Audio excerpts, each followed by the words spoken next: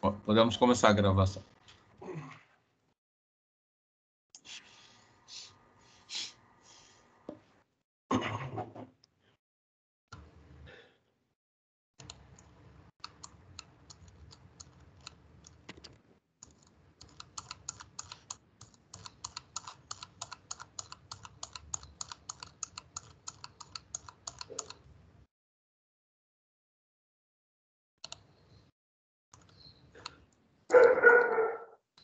Boa tarde, Os advogados já estão na sala, doutor. Pois não. Entrou o cachorro aí também. Verdade. Bom, os dados do processo, doutora Tatiana.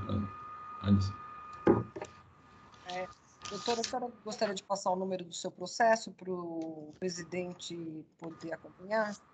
É o último processo da pauta, da minha pauta. Pois não, deixa eu localizar. É o 29001 0023006 2022-51. É o último da minha pauta.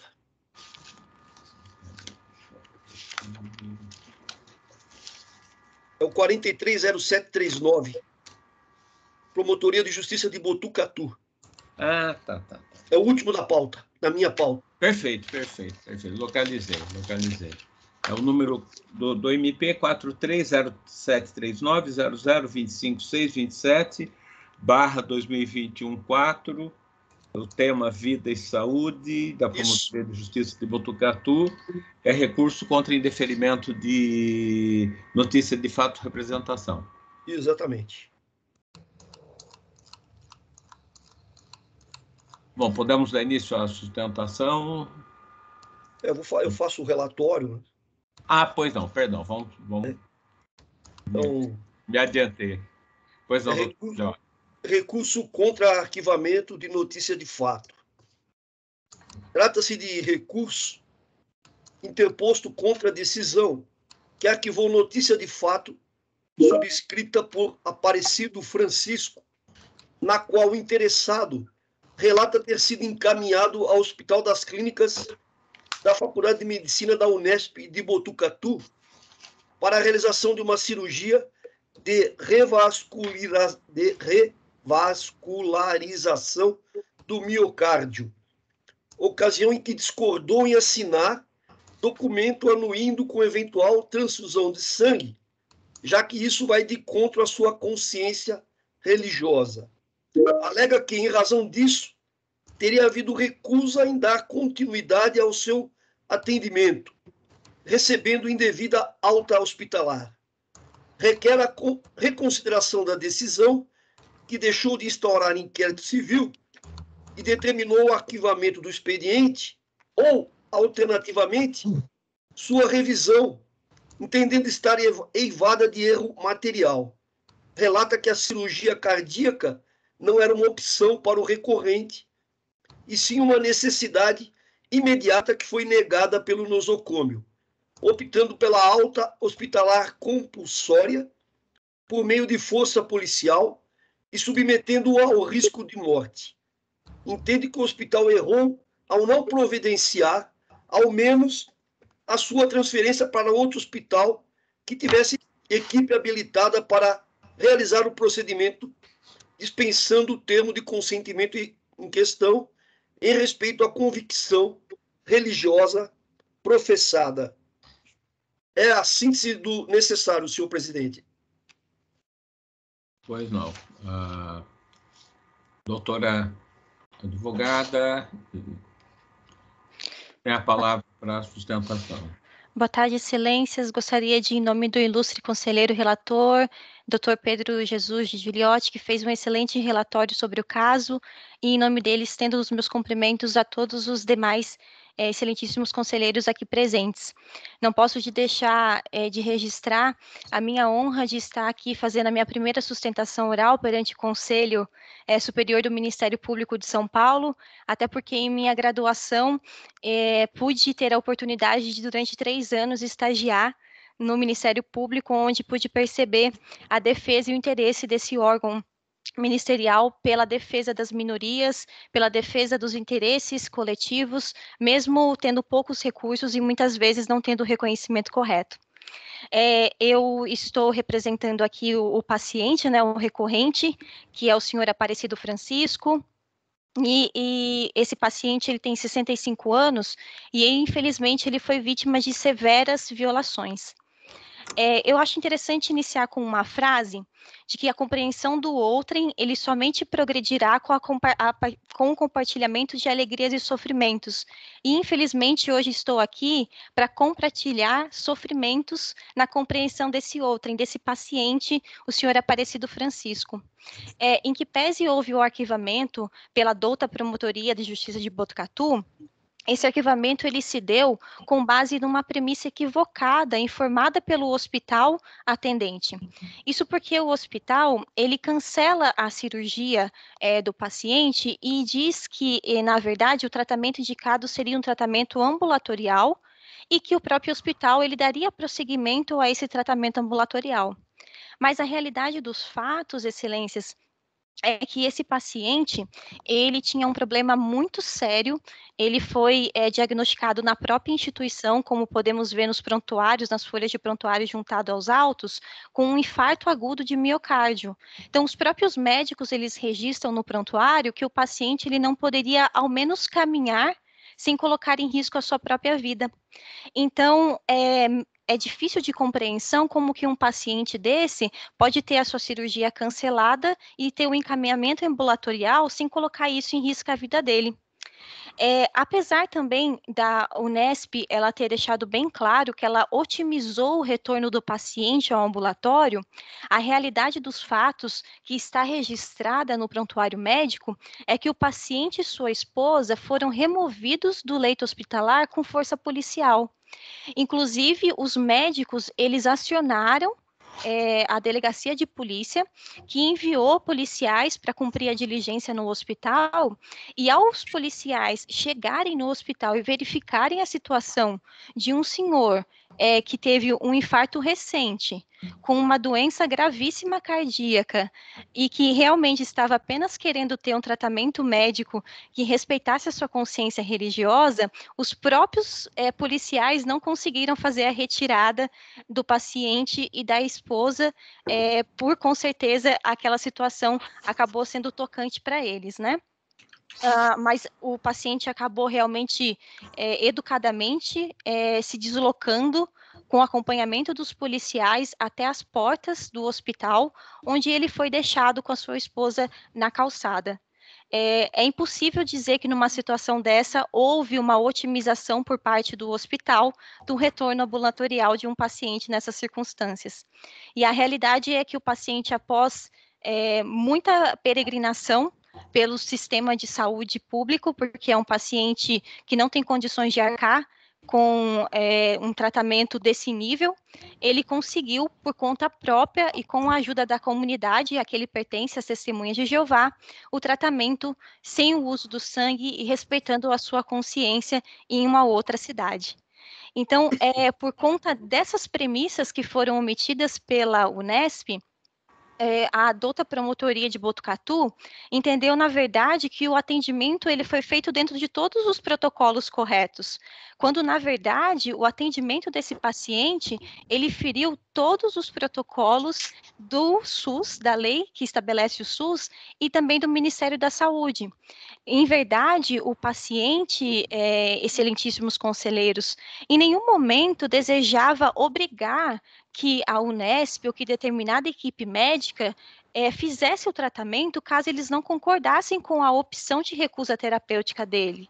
Eles apenas desejavam que fossem respeitados enquanto estivessem naquela instituição e que também tivessem o direito ao que todo paciente tem o direito, que é a regulação através do sistema CROSS para outra instituição que pudesse atendê-lo da forma como ele deveria ser atendido e tendo a sua consciência respeitada.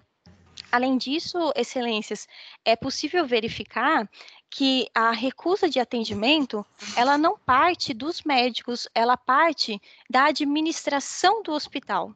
Então, a todo momento, no prontuário que foram juntados, os DOCs 3 e DOC 2, é possível perceber que os médicos até se compadecem com a situação, afinal de contas, eles estão diante de um paciente idoso e com uma situação cardíaca grave, mas a administração do hospital, ela utiliza a objeção de consciência do médico para recusar sistematicamente pacientes testemunhas de Jeová, como foi o caso do senhor Aparecido Francisco. Essas informações, elas infelizmente não chegaram ao conhecimento da douta Promotoria de Botucatu. Elas foram feitas através de uma manifestação, mas a manifestação da Unesp, ela foi em outro sentido, omitindo esses fatos, omitindo o desfecho do assunto, e é por isso que o pedido desse recurso, ele é muito simples, é a reversão do arquivamento e o retorno dos autos para que seja apurada essa situação de violação, especialmente porque esse paciente, ele teve severos danos, a doença dele acabou progredindo, ele teve danos emocionais e psicológicos com que ele conta até hoje, e então realmente durante uma investigação mais robusta do Ministério Público, todos esses fatos poderiam ser apurados e, inclusive, ser apurado essa questão sistemática de recusa de atendimento de pacientes testemunhas de Jeová. Eu vou manter a minha fala breve, porque acredito que o excelentíssimo relator, ele já fez todas as ponderações necessárias, mas estou aqui à disposição, acompanhando o julgamento para qualquer tipo de inferência ou esclarecimentos necessários. Eu agradeço. Muito obrigado, doutora Michele. Para o próximo passo, doutora Tatiana. Eu vou proferir o voto. Vou proferir o voto. Pois não, doutor. Pois não. Com a palavra, doutor Juliota. Inicialmente, eu parabenizo a douta defensora aí pelo excelente voto, pela excelente manifestação. É uma advogada jovem. Ficamos felizes aí de ver jovens aí na luta diária. Parabéns aí para a jovem advogada pela excelente manifestação. O recurso é tempestivo e atende aos requisitos formais para a sua admissibilidade e conhecimento. No mérito, todavia, não comporta provimento. Se não vejamos, cuida-se de matéria extremamente delicada e juridicamente polêmica, que envolve o respeito ao direito fundamental à liberdade de consciência e de crença, previsto no artigo 5º, inciso 6º, da Constituição Federal, além de outros princípios e garantias constitucionais, como os inseridos no artigo 1º, inciso 2, cidadania, inciso 3º, dignidade da pessoa humana, inciso 3º, dignidade da pessoa humana, artigo 3º, inciso 1º, construção de uma sociedade livre, justa e solidária, inciso 4º, promoção do bem de todos, sem preconceitos de raça, sexo, cor, idade e quaisquer outras formas de discriminação, dentre outros direitos. A descrição dos fatos evidencia que houve uma situação individual de desacordo entre o paciente, sua esposa e a equipe do Hospital das Clínicas de Botucatu, cujo arquivamento da correspondente notícia de fato dispensaria, em princípio, o reexame necessário por parte deste órgão colegiado, nos termos da súmula 38 do Conselho Superior do Ministério Público, abaixo transcrita. Não há necessidade de homologação pelo Conselho Superior dos procedimentos ou peças quando neles não houver notícia de lesão ou risco concreto de lesão a interesses difusos, coletivos ou individuais homogêneos. Todavia, uma vez encerrado o expediente junto à Promotoria de Justiça de origem, houve interposição de recurso nos termos do regimento interno desse colegiado. No mérito, sustenta o recorrente que houve clara recusa administrativa baseada em discriminação da Unesp quanto ao atendimento de pacientes, Testemunhas de Jeová. Entende que seus direitos humanos foram violados, notadamente quanto ao impedimento ao exercício do consentimento informado, direito à saúde e exclusão de atendimento médico em razão da sua opção por tratamento de saúde sem transfusões de sangue. Reconhece o direito à recusa por parte do médico ao seu dever de assistência por razões morais, mas reforça que referida objeção não é legítima quando tal recusa de atendimento é usada contra um grupo de pacientes ou quando se trata de autoritarismo que visa impor a opinião do médico contra a decisão livre e esclarecida do paciente. Em que pesa a indignação do paciente, plenamente compreensível a partir da vulnerabilidade de seu estado de saúde e dos dissabores sofridos por ocasião do seu atendimento de emergência, até a conturbada alta hospitalar, a hipótese fática abarca situação pontual de desacordo sem qualquer lastro probatório que sustente as alegações quanto à discriminação generalizada do HC de Botucatu no tratamento de saúde contra determinado grupo de pacientes, no caso, testemunhas de Jeová.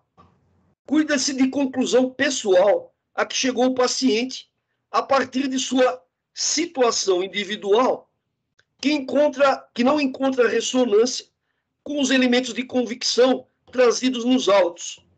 Tampouco tem o condão de permitir que se chegue à conclusão de que estaria havendo ofensa a interesses coletivos afeto à saúde pública dos usuários que professam determinada fé.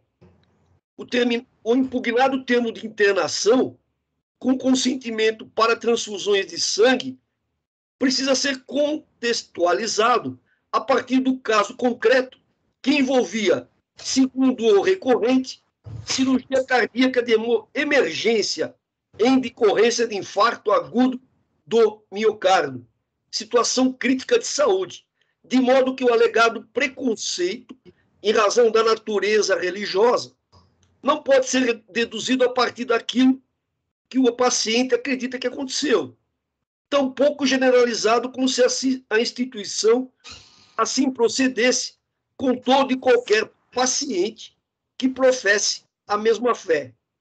A documentação que instrui o expediente relata que o paciente deu entrada no hospital em 21/7/2021 com indicação de cirurgia de revascularização do miocárdio, apresentando em 24/7/2021 condições de alta hospitalar e tratamento cardiológico de segmento ambulatorial, em razão dele não apresentar outras queixas e encontrar-se estável hemodinamicamente. A alegação de discriminação ou preconceito em razão da religião, num caso concreto, não se confirma, haja vista que não é dado obrigar o médico ou sua equipe a realizar um procedimento cirúrgico de tal porte, revestido de risco de vida e que pode demandar transfusão de sangue intraoperatória ou pós-operatória, em situação contrária à sua convicção pessoal, ao seu aprendizado e fora dos parâmetros recomendados pelo Conselho Profissional e pelo Código de Ética Médico. Oportuna a citação da resolução número 1921/81 do Conselho Federal de Medicina, em caso de haver recusa em permitir a transfusão de sangue, o médico, obedecendo o seu Código de Ética Médico, deverá observar a seguinte conduta. Inciso primeiro, se não houver iminente perigo de vida, o médico respeitará a vontade do paciente ou dos seus responsáveis. Parece que é o caso aqui dos autos. Se houver iminente perigo de vida, o médico praticará a transfusão de sangue independentemente do consentimento do paciente ou dos seus responsáveis. Apesar da insatisfação da esposa dos pacientes com a alta hospitalar e do legítimo receio do risco cardiovascular decorrente da recusa em proceder com a cirurgia sem a transferência de sangue, infere-se dos autos que o hospital propôs, indicou e reiterou a necessidade de cirurgia de revascularização do miocárdio, que, pelas próprias características do procedimento, pressupõe a necessidade de autorização para eventual transfusão de sangue com o risco de morte do paciente, inclusive se a recusa for levada a termo. Houve, no caso presente, inequívoco respeito à autonomia e responsabilidade do paciente, maior e capaz, sobre as decisões tomadas sobre a sua saúde, não podendo, a partir dessa situação concreta, afirmar que a instituição de saúde esteja praticando ato discriminatório, preconceituoso ou atentatório contra os direitos humanos e a liberdade de crença das testemunhas de Jeová. A decisão do paciente, neste sentido, foi integralmente respeitada. A questão é tormentosa juridicamente, como bem ressaltado pelo zeloso promotor de justiça que preside o feito. A partir do momento que tanto a negativa de pacientes testemunha de Jeová em assinar termos de consentimento para eventual transfusão de sangue em cirurgias programadas, quanto a recusa dos médicos de realizar a cirurgia sem termo de livre consentimento, possui respaldo legal, devendo a recusa institucional como política pública do hospital ser interpretada em princípio de idêntica forma. A matéria foi reconhecida pelo Egrégio Supremo Tribunal Federal como um tema de repercussão geral nos autos do recurso extraordinário 1121-2272 de Alagoas, pendente de análise meritória.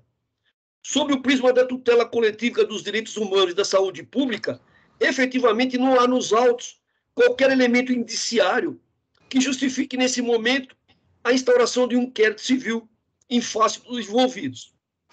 Ademais, admitir-se a deflagração de uma investigação sem justa causa poderia, em tese, até mesmo configurar abuso de autoridade, nos termos do artigo 27 da Lei 13.869, visto que não há nos autos, frise-se, qualquer prova que tenha ocorrido conduta discriminatória, omissão de socorro, preconceito ou desrespeito à liberdade de crença e confissão religiosa de forma generalizada, ou situação de recusa em sentido amplo de qualquer atendimento a pacientes que se identifiquem como testemunha de Jeová.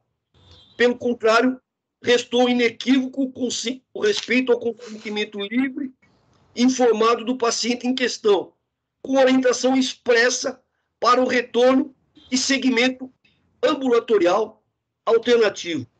A alta hospitalar só foi autorizada a partir do momento em que o quadro clínico permitiu a estabilização hemodinâmica do paciente, 3 dias após a sua entrada, não sendo constatada a necessidade de contrarreferência, naquele momento, para outra unidade hospitalar que fizesse o procedimento cirúrgico nos moldes por ele pretendido. Por igual razão, não se evidenciou no caso concreto qualquer justificativa para a manutenção da internação a partir do momento que ficou definida a impossibilidade de realização naquela entidade de saúde da cirurgia de revascularização cardíaca sem o correspondente consentimento para eventual transfusão de sangue. Tendo em vista as razões fáticas e jurídicas acima explicitadas, aliada à repercussão geral do tema pendente de julgamento no Egrégio Supremo Tribunal Federal, o que por si só tornaria temerário o ajuizamento de ação civil pública abarcando a matéria sob a perspectiva coletiva, voto pelo improvimento do recurso interposto contra o arquivamento da notícia de fato, destacando que não é impeditivo para que, uma vez dirimida a repercussão geral do tema pela Suprema Corte, a questão seja reapreciada pela Promotoria de Justiça como atribuição na área de direitos humanos e saúde pública no seu aspecto coletivo, à luz de tal entendimento, o que fica aqui desde logo recomendado. Nesse sentido, é meu voto, senhor presidente. Muito obrigado, doutor Giuliotti. Doutora Tatiana. Agora o encaminhamento do voto dos demais, doutor. Os demais. Alguém deseja se manifestar? Presidente, eu gostaria de fazer uma sugestão de encaminhamento. Me parece que nessa hipótese, em que inclusive houve sustentação oral, seria interessante que cada um dos conselheiros fosse chamado a lançar o seu voto, não é? Até mesmo para que a ilustre advogada, posteriormente, dependendo do resultado, ela venha a concordar ou não e venha adotar as providências que entender cabíveis. É só uma sugestão de encaminhamento. Pois não. Doutora Tatiana, vou proceder então, né? Sim. Então, dando prosseguimento na votação, doutor Antônio Carlos da Ponte. Muito obrigado, senhor presidente. Eu gostaria inicialmente aí de saudar a doutora Michele Araújo de Oliveira Pérez Fernandes pela sustentação oral desenvolvida aqui nesse conselho e apresentar uma questão que é muito complexa como essa, né? Nós estamos diante de um julgamento que envolve uma situação delicadíssima, que integra o próprio conceito de dignidade da pessoa humana. E como bem foi colocado pelo eminente relator, não há posição pacífica a respeito desse tema. Nós temos alguns juristas que sustentam de uma forma um tanto quanto contundente a legitimidade da recusa de transfusão de sangue por testemunhas de Jeová. Aliás, esse é o posicionamento defendido no alentado estudo pelos professores Nelson Nery Júnior e também pelo hoje ministro do Supremo Tribunal Federal, o professor Luiz Roberto Barroso. Aliás, nesse estudo do professor Barroso, ele traz algumas considerações interessantes. Ele diz que é legítima a recusa de tratamento que envolva a transfusão de sangue por parte das testemunhas de Jeová. Ele sustenta que tal decisão funda-se no exercício de liberdade religiosa, direito fundamental emanado da dignidade da pessoa humana, que assegura a todos o direito de fazer suas escolhas existenciais. Ele vai mais adiante. Ele sustenta que prevalece, assim, nesse caso, a dignidade como expressão da autonomia privada, não sendo permitido ao Estado impor procedimento médico recusado pelo paciente, em nome do direito à saúde ou do direito à vida. O poder público ele não pode destituir o indivíduo de uma liberdade básica por ele compreendida como expressão da sua dignidade. Com a devida vênia à linha adotada pelo ministro Barroso, me parece que a grande discussão aqui ela é travada não só no campo filosófico, mas no campo doutrinário. Se o direito à vida e o direito à saúde constituem direitos individuais, ou se, na essência, nós estamos falando de interesses difusos e coletivos, que não pertencem a uma única pessoa, mas, evidentemente, à coletividade como um todo, e é função do Estado tutelá-los, não é? Nós não podemos esquecer que o próprio Código Penal, no artigo 146, parágrafo 3º, tanto no inciso 1 quanto no inciso 2, ele afasta a hipótese de constrangimento ilegal, e no inciso 2 ele é expresso, quando ele vem e coloca que não caracteriza constrangimento ilegal a atuação, ainda que seja com violência, para evitar a prática suicida. Isso prova que o direito à vida ele não pode ser interpretado única e tão somente dentro de uma concepção e de uma esfera de natureza individual, não é? Acreditar que a liberdade religiosa não é um componente da dignidade da pessoa humana, mas se sobrepõe até mesmo à dignidade da pessoa humana, com todo respeito, me parece uma posição extremada e radicalizada. Então, dentro dessa linha, eu acompanho o voto do eminente relator, que me parece que apreciou com correção e profundidade a questão.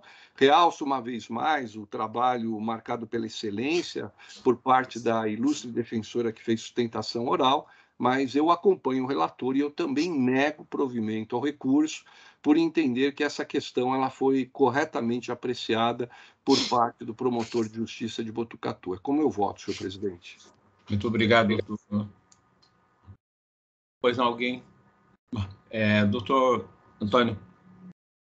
Doutor Calil Filho, por gentileza.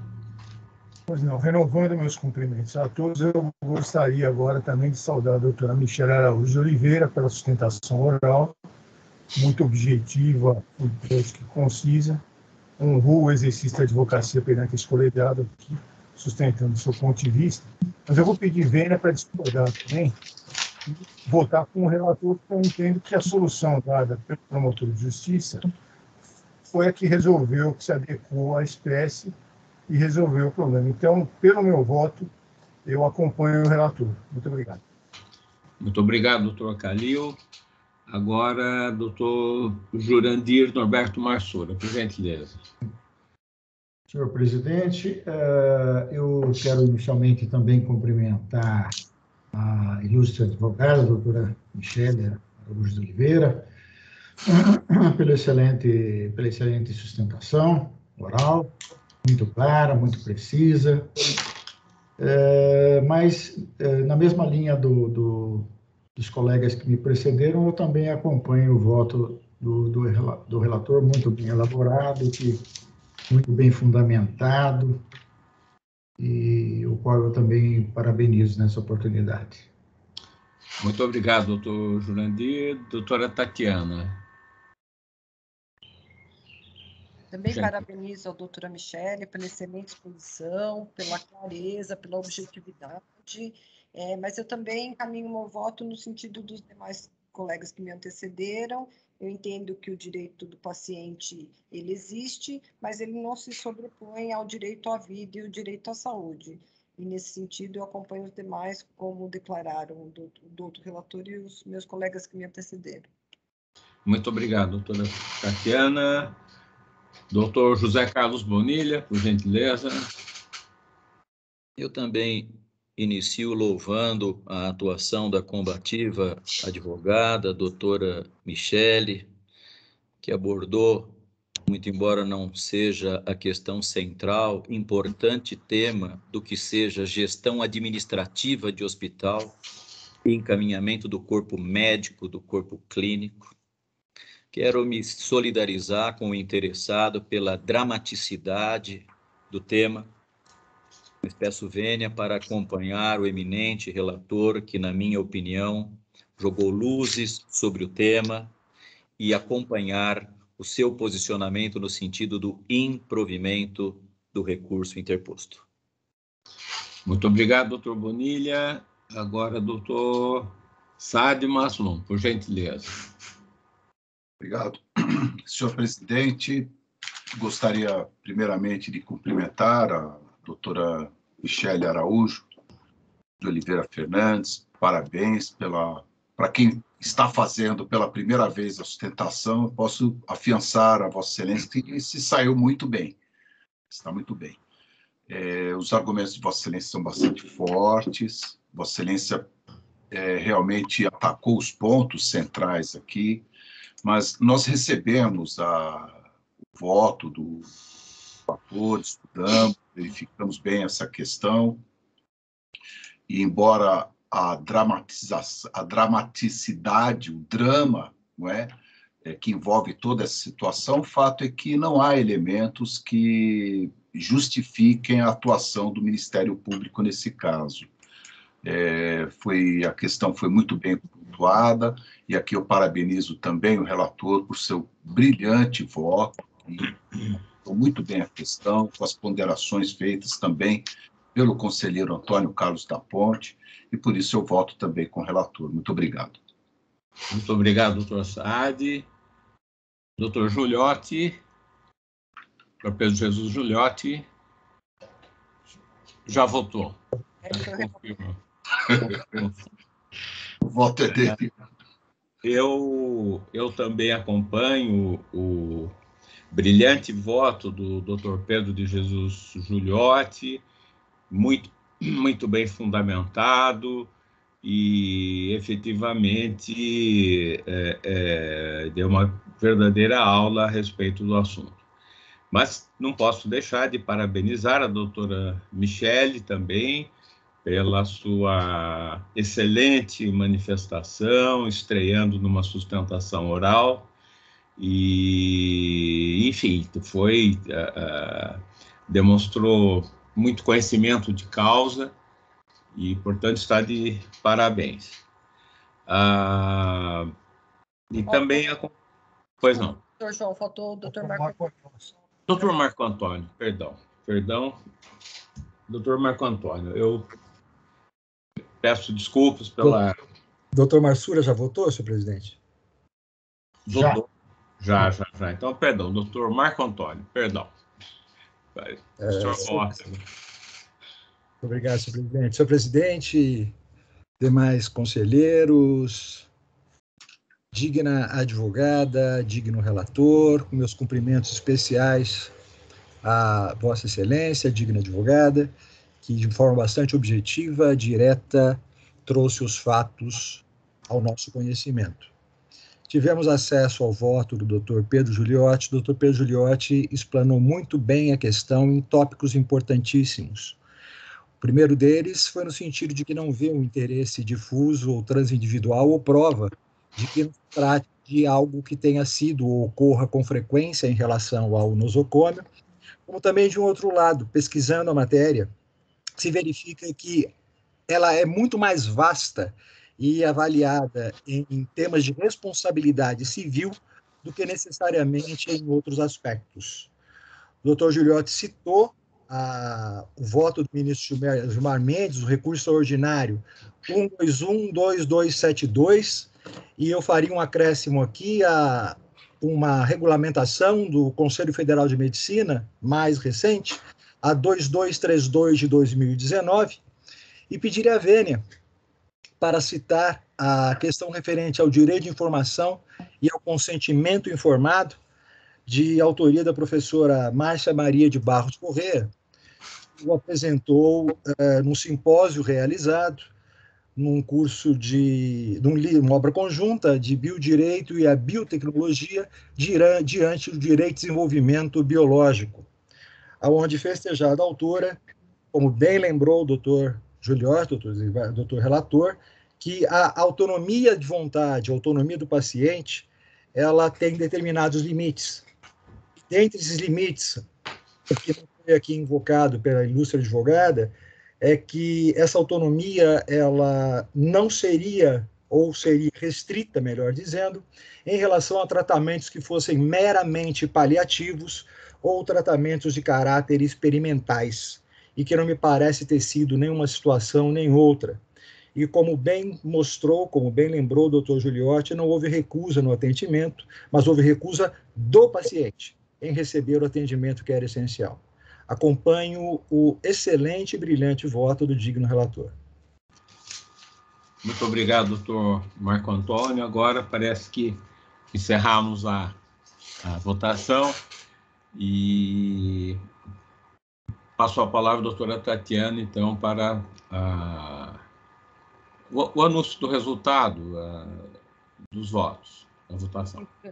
Pois não, excelência. Por unanimidade, então, foi rejeitado o recurso e ele estará disposto no site do Ministério Público para a senhora ter conhecimento, né, do voto mais extenso.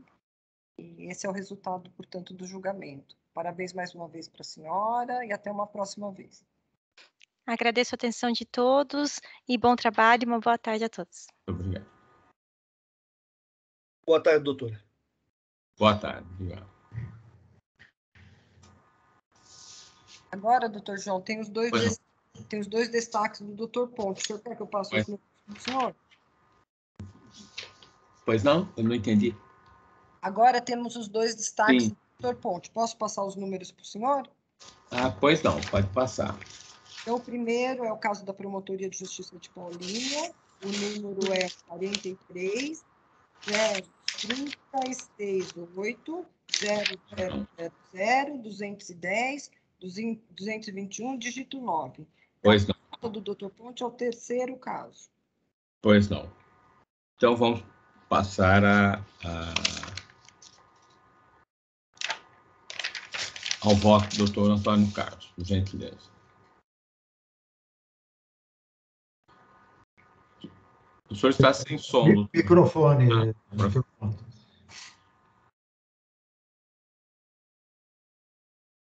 Me perdoe.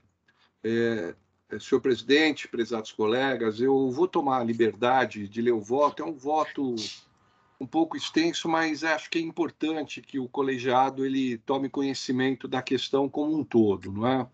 Na verdade, cuido do presente expediente de recurso interposto por Raoni Zambi Beltrame contra a respeitável decisão da Promotoria de Justiça de Paulínia, que determinou o arquivamento de notícia de fato que dava conta de que o prefeito municipal de Paulínia, senhor Edmilson Caselato, teria inobservado os planos nacional e estadual de imunização, beneficiando familiares e pessoas de seu convívio político e pessoal.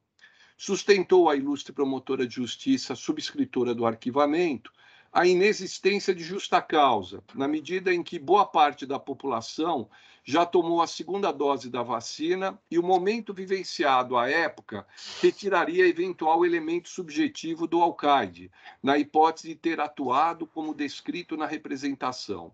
Regularmente processado o recurso interposto, que reiterou os argumentos lançados na representação, foi mantido o indeferimento hostilizado. É a síntese do necessário. Eu estou sustentando que merece acolhimento o recurso. Segundo consta da representação, Leonardo Espartaco César Baloni, Norival Antônio do Prado, Vanderlei Penteado, Alaide David Penteado e Marisa Baldin Acorce teriam sido vacinados no município de Paulínia com a anuência do senhor Edmilson Caselato, prefeito municipal, em datas anteriores às dispostas no Plano Nacional e Estadual de Imunização contra a Covid-19. Grupos prioritários não teriam sido respeitados e os calendários fixados ignorados pelo alcaide e as pessoas por ele beneficiadas. Os fatos descritos na representação são extremamente graves, pois caracterizadores de clara violação aos princípios da impessoalidade, isonomia, moralidade e eficiência, merecendo, portanto, escorreita e cabal apuração. Eventual fraude no calendário de vacinação não viola apenas normas de caráter ético e moral, mas, sobretudo, disposto no artigo 11 da Lei de Improbidade. A Covid-19, cujos primeiros indícios surgiram em dezembro de 2017, evoluiu da condição de maior epidemia para a pandemia deste século, impactando não apenas a saúde, mas setores fundamentais nas atividades privada e estatal, provocando a necessidade de revisão de procedimentos e a reavaliação do próprio papel do Estado em relação à indicação e fomento de políticas públicas. A tutela da saúde não ficou imune, mormente diante de uma legislação construída basicamente na primeira metade do século passado, que ainda se socorria à proteção de bens jurídicos individuais, não direcionando importância aos bens difusos e coletivos, e tampouco contando com uma carta constitucional que hoje é expressa no sentido de que a saúde é um direito de todos e dever do Estado, que deve ser garantido mediante políticas sociais e econômicas que visem a redução do risco de doença e de outros agravos e o acesso universal e igualitário às ações e serviços para sua promoção, proteção e recuperação. A proteção à saúde, definida pela OMS como estado de mais completo bem-estar físico, mental e social, e não apenas a ausência de doença como bem jurídico difuso, passa a exigir um novo tratamento e enfrentamento a partir da Constituição de 88. A conjugação harmônica da definição construída pela Organização Mundial de Saúde e os valores abraçados pela Carta Constitucional constitui tarefa árdua que exige a atuação proativa de vários atores. A sociedade contemporânea tem a expectativa de que a saúde seja protegida como bem individual e principalmente como bem difuso e coletivo. É nessa percepção que se coloca o enfrentamento a uma dada epidemia, como o coronavírus, que, por não obedecer fronteiras e tampouco contar com enfrentamento previamente pautado, exige a atuação conjugada da União, Estado e municípios, sem prejuízo, por vezes, de cooperação internacional. Dentro desse quadro, é permitido concluir que a saúde constitui uma das dimensões do mínimo existencial à dignidade da pessoa humana. A não observância por parte do administrador público do Plano Nacional e Estadual de Imunização não constitui como acentuado apenas violação às normas éticas e sociais e de solidariedade que devem ser observadas por todos, mas consiste em grave violação a princípios caros da administração, como já destacado, em especial a impessoalidade e a moralidade. A não atenção a grupos prioritários e o desrespeito à fila da vacina exigem providências, maiormente em um país que conta com mais de 600 mil vítimas da Covid-19. Não há justificativa plausível para a não observância da ordem de vacinação, maiormente quando isso acontece em favor de familiares, amigos e aliados políticos. A confirmar esse quadro, as providências não devem restringir-se ao âmbito da improbidade administrativa, posto que violado bem jurídico penal relevante. Por outro lado, o estado atual do processo de vacinação não pode justificar a não adoção de medidas por parte daqueles que se mostram indiferentes ao sofrimento e dor alheios, preocupando-se exclusivamente com a salvaguarda da própria vida, de seus familiares e daqueles que lhes são próximos. Os fatos noticiados contêm indiscutível gravidade e merecem apuração, o que justifica a instauração do competente inquérito civil, dados os elementos de prova coligidos aos autos. Em face do exposto, eu voto pelo conhecimento e provimento do recurso interposto, com a consequente instauração de inquérito civil em desfavor dos representados. E em respeito à convicção da ilustre promotora, que requereu o arquivamento dos autos, eu peço que seja indicado um outro promotor para que ele venha instaurar o inquérito e acompanhar as investigações. É como eu voto, senhor presidente. Muito obrigado, doutor Antônio Carlos da Ponte. Podemos prosseguir com a votação. Doutor Antônio Carlos Calil. Doutor Antônio Calil Filho, perdão. Pois não. Eu voto no mesmo sentido do brilhante voto do relator. Muito obrigado. Doutor Jurandir Norberto Marsura. Eu também acompanho o excelente voto do relator. Doutora Tatiana Vidiane Bicudo. Também acompanho o excelente voto do relator. Obrigado. Doutor José Carlos Bonilha. Não há dúvida, na minha opinião, de que a inobservância do calendário preconizado pelos planos nacional e estadual de vacinação caracteriza franca violação aos princípios da impessoalidade e da moralidade. Portanto, louvo o voto do conselheiro Antônio Carlos da Ponte, me manifesto pelo provimento do recurso para instauração de inquérito civil, designando-se outro membro do Ministério Público para fazê-lo. Muito obrigado, doutor Bonilha. Agora, doutor Saad Maslum, por gentileza.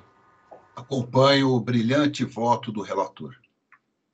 Muito obrigado. Agora, doutor Marco Antônio Ferreira Lima, por gentileza. O relator, senhor presidente. Muito obrigado. Eu também acompanho... Faltou o doutor Giuliotti, doutor João. Lei doutor Giuliotti, perdão. Acompanho o brilhante voto do relator. Muito obrigado, doutor Pedro de Jesus Giuliotti. Peço excusas pelo meu erro. E eu também acompanho o excelente voto do doutor Antônio Carlos da Ponte. Então, acho que por unanimidade, né, doutora Tatiana, foi dado provimento ao recurso. Foi isso, doutor João. Por unanimidade, deu-se provimento ao recurso para instauração do inquérito civil e designação de um promotor em respeito à independência funcional da colega. Perfeito. O próximo, doutor João, que o doutor Antônio Carlos destacou, é o último da relação dele, que é Direitos Humanos, Pessoa com Deficiência. Ah, pois não. É o 38. Rancharia, né? Sim. Rancharia. Rancharia, o senhor já achou? Tá certo. Mas acho que é bom falar o número, né? 38 0403 0000 683 /2021, dígito 3. Perfeito. Então, doutor Antônio Carlos, por favor, com a palavra para o voto. Senhor presidente, inicialmente eu já me adianto pedindo desculpas aos colegas, eu vou ler também esse voto. Esse voto é um pouco extenso, mas a questão que é colocada aqui é uma questão muito delicada e acho que merece avaliação crítica do colegiado a respeito do encaminhamento que está sendo dado ao tema. Na verdade, cuido do expediente de recurso interposto por Juliana Dionísio dos Santos, mãe da criança Pedro Henrique Vilela Robles, que conta com 10 anos de idade, contra a decisão do promotor de justiça de Rancharia, que determinou o arquivamento de notícia de fato, por intermédio da qual solicitava-se a intervenção do Ministério Público para que referida criança, que apresenta transtorno com espectro autista, fosse matriculada em classe especial da APAE, para fins de ensino regular. Aduziu a recorrente que o menor encontra-se regularmente matriculado e frequentando o 5º ano do ensino fundamental na Escola Municipal Dona Minoca, em Rancharia, recebendo acompanhamento dos técnicos da APAE, com acompanhante em sala de aula e frequentando o AEE, não estando, contudo, até o presente momento, alfabetizado.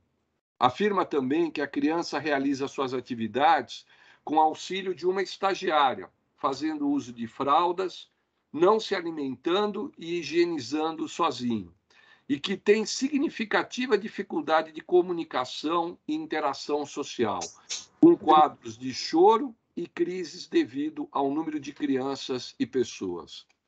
Relata, por fim, que não conseguiu efetivar a transferência da criança do ensino regular para a classe especial da APAE, tendo sido informada que a matrícula somente se realizaria mediante ordem judicial. Solicitou, assim, a intervenção do Ministério Público de Rancharia para garantir a matrícula do filho em classe especial da APAE, bem como o oferecimento de um ambiente mais estruturado e organizado. Após manifestações da Secretaria Municipal de Ensino e APAE de Rancharia, da Secretaria Estadual de Educação, por intermédio da Diretoria Regional de Tupã, confirmando os termos deduzidos da notícia de fato, houve por bem o doutor promotor determinar o arquivamento do expediente, sustentando, para tanto, que a criança vem recebendo o devido acompanhamento e que a Lei Brasileira de Inclusão vem sendo observada em caso. Contra tal entendimento, insurgiu-se a recorrente, insistindo que a criança encontra-se em situação de risco em relação à educação. É a síntese do necessário. Eu estou dando provimento ao recurso, sustentando que a discussão trazida aos autos refere-se a uma criança que conta com 10 anos de idade, necessita de cuidados especiais, usa fraldas, não reúne condições de se alimentar e higienizar sozinha, possuindo grande dificuldade de comunicação e interação social.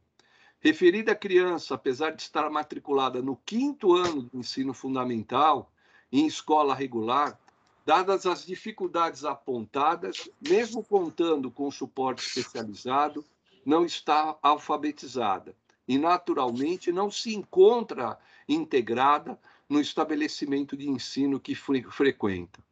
Os singelos argumentos de que a matrícula do menor em classe especializada da APAE representaria recuo de matrícula, vedado pela Secretaria da Educação, e que referida providência significaria a quebra de diretriz contida na Lei Brasileira de Inclusão, que busca assegurar direitos à pessoa com deficiência, como a necessária convivência igualitária e consequente inclusão, traduzem preocupações com a inclusão meramente formal, não material. Esta, sim, preocupada em assegurar ambiente de interação, que ajude efetivamente no desenvolvimento de pessoa com deficiência, no caso, repita-se, uma criança com 10 anos de idade. Inclusão envolve acessibilidade ao conhecimento e deficiência não se confunde com transtorno de aprendizagem. Aprender, participar e estar na escola é um direito de toda criança, cuja consecução deve levar em consideração suas particularidades, mormente pelo fato de que a essência do princípio da isonomia consiste em tratar os desiguais de forma desigual. A inserção de atores diversos com condições e realidades distintas no mesmo ambiente escolar, quando um deles é pessoa com deficiência que exige cuidados e ações especiais, não limita em favor da inclusão, mas da exclusão. A acessibilidade da escola não se resume a acompanhamento por técnicos e profissionais que busquem auxiliar a criança com transtorno na superação de deficiências motoras, cognitivas ou sociais, mas a oportunidade de concreto desenvolvimento nos campos comunicacional, físico, metodológico, programático, instrumental, tecnológico e curricular. Não se pode admitir como razoável que uma criança matriculada no 5º ano do ensino fundamental não esteja alfabetizada e que a forma se sobreponha ao conteúdo, sob a pueril alegação de inseri-la em ambiente adequado e especializado, próprio para o enfrentamento de suas dificuldades e desafios, representado pelo recuo de matrícula. Estabelece o artigo 28, inciso 2 da Lei Brasileira de Inclusão, que compete ao poder público assegurar, criar, desenvolver, implantar, incentivar, acompanhar e avaliar o aprimoramento dos sistemas educacionais, visando garantir condições de acesso, permanência, participação e aprendizagem, por meio de ofertas de serviços e de recursos de acessibilidade, que eliminem as barreiras e promovam a inclusão plena, mormente se tratando de criança considerada especialmente vulnerável. Não pode ser subtraído da análise o fato de que a recorrente, mãe e viúva, foi a pessoa que, desde o nascimento, identificou as necessidades e cuidados que deveriam ser dispensados ao filho, mesmo porque é ela que o acompanhará nas diversas fases da vida. Foi sua percepção aguçada, acompanhada da busca de tratamento adequado, que lhe permitiu concluir que o filho possui transtorno de espectro autista, o que demanda acompanhamento e tratamento efetivos, não retóricos. A Lei número 12.764, de 2012, ao instruir a Política Nacional de Proteção dos Direitos da Pessoa com Transtorno de Espectro Autista, em seu artigo 1º, inciso 1, estabelece que considera-se pessoa com transtorno de espectro autista aquela portadora de síndrome clínica, que apresenta as seguintes características: deficiência persistente e clinicamente significativa da comunicação e de interações sociais, manifestada por deficiência marcada de comunicação verbal e não verbal, usada para interação social, ausência de reciprocidade social, falência em desenvolver e manter relações apropriadas ao seu nível de desenvolvimento. Não há dúvida de que a criança Pedro Henrique insere-se perfeitamente nessa definição e que sua inclusão em escola especializada não constitui prática segregacionista, muito ao contrário. Nesse sentido, o artigo 4º do Decreto 8.368, de 2014, que regulamenta a Lei 12.764, de 2012, em seu artigo 4º, é expresso ao dispor que é dever do Estado, da família, da comunidade escolar e da sociedade assegurar o direito da pessoa com transtorno de espectro autista a educação em sistema educacional inclusivo, garantida a transversalidade da educação especial, desde a educação infantil até a educação superior. O inconformismo da recorrente é todo pertinente, encontrando guarida na lei, na Política Nacional de Proteção dos Direitos da Pessoa com Transtorno de Espectro Autista e na concepção de que uma educação verdadeiramente inclusiva que se atém a aspectos materiais não formais. A persistir o quadro atual, Pedro Henrique concluirá o ensino fundamental, sem alfabetização, e tampouco com o direcionamento de qualquer estratégia educacional que tenha em conta suas potencialidades, dadas as suas particularidades e necessidades. A forma, por intermédio da inclusão formal, triunfará sobre o conteúdo, que exige inclusão material, negando o adágio sustentado há muito pelos romanos, no sentido de que nenhuma interpretação pode levar ao absurdo.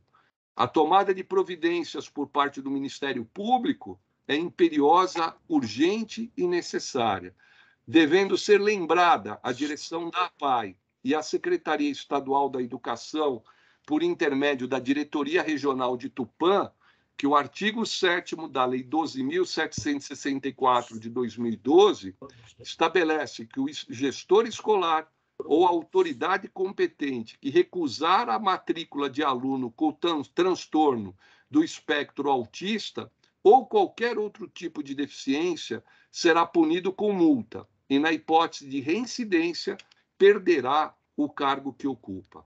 Evidenciada a situação de risco concreto, a educação da criança Pedro Henrique conclui-se pela pertinência do inconformismo manifestado. Em face de todo exposto, eu voto pelo conhecimento e provimento do recurso interposto, para o fim de serem adotadas as medidas judiciais e extrajudiciais necessárias. A matrícula da criança Pedro Henrique Vilela Robles em classe especial da APAE de Rancharia. Respeitada a convicção do doutor promotor de justiça, subscritor da promoção de arquivamento, doravante, seu substituto automático deverá prosseguir no feito, cuidando a assessoria de designações da viabilização da presente determinação. É com o voto, senhor presidente. Muito obrigado, doutor Antônio Carlos. Podemos passar à votação, não é? Doutor Antônio Calil Filho, por gentileza. Eu ouvi atentamente o voto do doutor relator. Eu entendo que o ideal seria a inclusão do aluno com transtorno de espectro autista na classe comum na rede regular de ensino, o que não é uma tarefa fácil. Mas, diante das peculiaridades do caso, me parece que o aluno está no 5º ano, não conseguiu se alfabetizar, não houve condições de alfabetização. E uma série de peculiaridades que levam à conclusão que a sua matrícula no curso regular não é o melhor que pode ser feito por ele. Eu acho que, nesse caso, prevalece o interesse da criança. Tem que ver o que é melhor para a criança, e isso já foi identificado por aquela pessoa que cuida dela desde pequeno, que é a mãe. Né?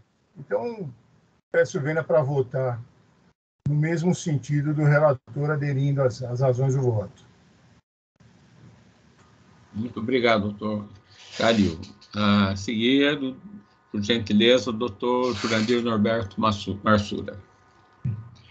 Eu quero cumprimentar o doutor Antônio Carlos da Ponte pela excelência dos argumentos, dos fundamentos do voto proferido, a sensibilidade de ter percebido a questão na sua essência, que realmente, no caso concreto, se estava apenas pretendendo cumprir uma mera formalidade, sem atentar para o fato de que a criança não estava tendo nenhum proveito efetivo na escola regular, ou seja, ela evidentemente não tinha condição de frequentar o ensino regular, né? E então, nesse caso, ela, sem dúvida nenhuma, deveria estar frequentando uma escola especial. Acompanho o voto do relator. Muito obrigado, doutor Jurandir. Agora, a doutora Tatiana Vigiane Bicudo. Doutora Tatiana. Parabenizo o doutor Ponte pelo excelente... Esse caso também havia me chamado a atenção, maiormente porque o Ministério Público, né, tem essa política de inclusão. E quando se fala em política de inclusão, o que se tem em mente é permitir que aquela criança ela possa ser inserida naquele meio e ter proveitos daquela inserção, né? Então, essa política ela é muito importante. Mas, no caso concreto, como bem pontuado no excelente voto, a criança ela não tem tido proveito nessa inserção. E daí porque a mãe dela pede a transferência dela para pai.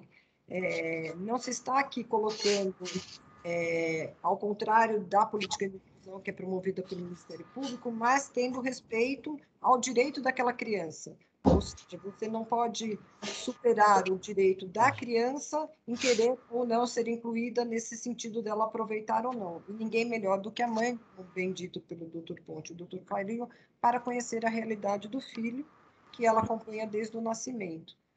Diante disso, acompanho inteiramente o voto e entendo que foi de muita sensibilidade e no sentido muito correto, como voto. Muito obrigado, doutora Tatiana. A seguir, voto do doutor José Carlos Mascari Bonilha. Por gentileza, doutor Bonilha. Obrigado. Eu quero cumprimentar o brilhante voto do conselheiro Antônio Carlos da Ponte pela sensibilidade e propriedade com que tratou esse tema e lembrar a todos que a Lei Brasileira de Inclusão, que serve de base para essa política inclusiva de pessoas com deficiência, apenas regulamenta a Convenção sobre Direitos das Pessoas com Deficiência e o seu protocolo facultativo, que estão arquivados na Secretaria-Geral da Organização das Nações Unidas em Nova York, e que foram ratificadas pelo nosso Congresso Nacional e entraram na nossa órbita jurídica com status de emenda à Constituição, nos termos do parágrafo 3º do artigo 5º da Constituição, e é o primeiro tratado sobre direitos humanos que ingressou na nossa ordem jurídica interna. Portanto, outro entendimento que não o esposado pelo eminente relator negaria vigência a essa lei que, como eu disse, tem como base a Convenção sobre Direitos das Pessoas com Deficiência e seu protocolo facultativo, negaria, portanto, vigência ao Estatuto da Pessoa com Deficiência ou Lei Brasileira de Inclusão, existente na nossa órbita jurídica desde 2015. Portanto, mais uma vez, quero cumprimentar o eminente conselheiro pela excelência do seu voto e me manifesto também pelo provimento desse recurso. Muito obrigado. Muito obrigado, doutor Bonilha. Agora passo a palavra ao doutor Sádio Máximo, por gentileza. Prezados conselheiros, conselheiro Ponte, esse é um daqueles casos em que a leitura fria da lei leva a equívocos e absurdos, como bem colocado por Vossa Excelência. Vejam a necessidade de um olhar sempre acurado, caso a caso, e essa consciência de todos nós, de que o procedimento não é e nem pode ser um fim em si mesmo. Nós estamos aqui exatamente para dar uma solução correta e encaminhar uma solução correta e justa para cada caso. Eu realmente parabenizo a sensibilidade do Ponte, e o agradeço também por trazer esse caso ao conhecimento de todos, alertando que muitas vezes a leitura fria da lei leva realmente a equívocos. A decisão brilhante voto, na verdade, ele cumpre exatamente a política de inclusão, não é? Então, à primeira vista, como pareceu a muitos, a todos aqui, parecia que estaria descumprindo, mas, na verdade, ela cumpre exatamente a nossa política de inclusão brasileira. Então, parabenizo mais uma vez, voto com o relator, sem dúvida alguma. Brilhante voto, doutor Ponte. Muito obrigado, doutor Saad. Agora passo a palavra ao doutor Pedro de Jesus Giuliotti. Doutor Pedro, por gentileza. Parabenizo aí o relator pelo sensível, humano e juridicamente inquestionável voto. Acompanho o doutor relator, parabenizando. Muito obrigado, doutor Giuliotti. Agora passo a palavra ao doutor Marco Antônio Ferreira Lima. Doutor Marco Antônio, por gentileza.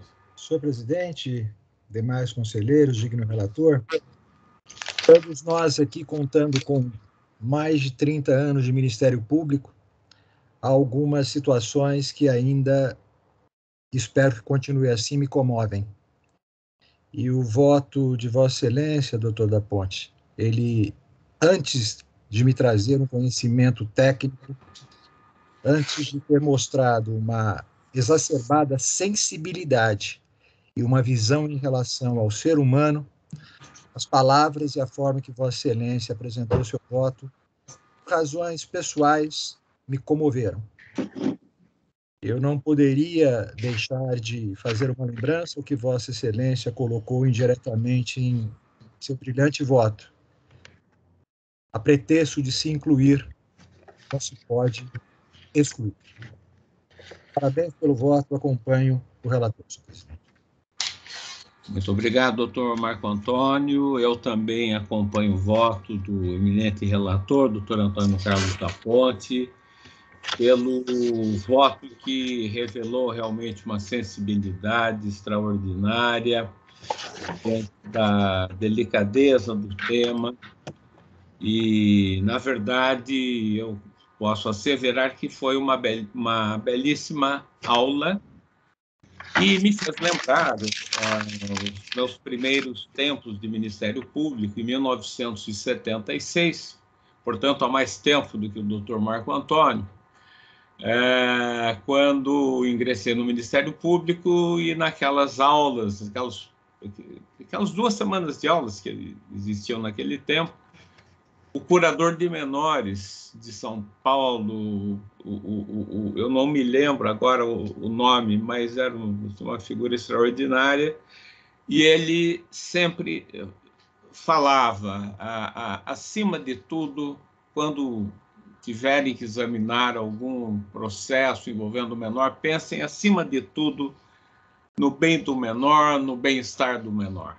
Então, esse voto de Vossa Excelência realmente foi magnífico, está de parabéns. A doutora Tatiana, então, por unanimidade, então eu também acompanho pelo provimento, né, do recurso, e então, bem, vencida esta parte, vamos ao processo e que o doutor Marco Antônio é relator ou não? Só para encaminhamento, eu não sei se os senhores vão querer fazer os de turma e depois o sigiloso, porque são links diferentes, então, não sei se tem algum destaque nos votos de turma, quantos senhores vão querer encaminhar. Então, podemos encerrar, exceto, claro, o julgamento do processo sigiloso, e eu anuncio que todos os votos dos relatores de todos os processos foram devidamente analisados e aprovados pelos conselheiros, tanto nos votos do pleno como nos votos das turmas, e que também os julgamentos estão disponíveis no sistema do Conselho Superior. Mais alguma coisa nesse momento, ou passamos à próxima, que será em outro link, né, doutora Tatiana? Sim, Excelência, será no link a seguir no sigiloso. Pois não. Então, podemos encerrar aqui. Vamos passar para outra etapa. Muito obrigado.